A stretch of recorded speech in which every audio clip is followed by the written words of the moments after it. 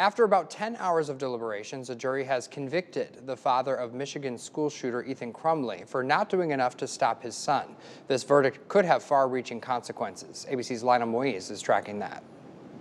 Guilty of involuntary manslaughter. This morning, the guilty verdict for James Crumbley is being described as a wake-up call for parents nationwide. It's a watershed moment for families and parents when it comes to guns. A jury in Michigan convicting Crumbley on 4 counts of involuntary manslaughter, holding him partially responsible for failing to prevent his son Ethan from fatally shooting 4 students at Oxford High School, buying the gun 4 days earlier, and failing to properly secure it. The defense argument was he just didn't know. He didn't know his son was this dangerous.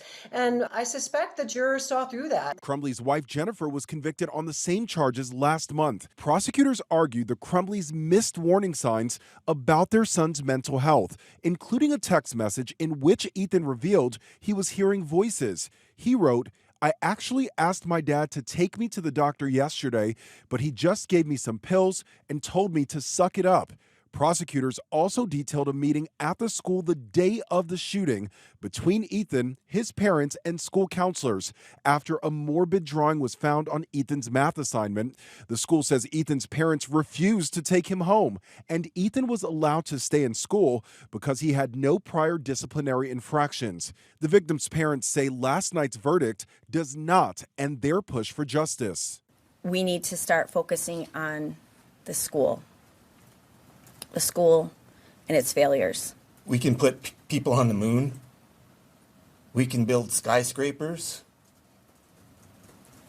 huge monuments like the Hoover Dam, and we can't keep our kids safe in schools. The Crumbleys are the first parents in U.S. history convicted in a mass school shooting. It does send a message that prosecutors might pick this up and start holding parents accountable. Lionel Moise, ABC News, New York. Involuntary manslaughter in Michigan carries a maximum of 15 years in prison, but the Crumbleys could each face up to 60 years if prosecutors ask for consecutive sentences on all 4 convictions.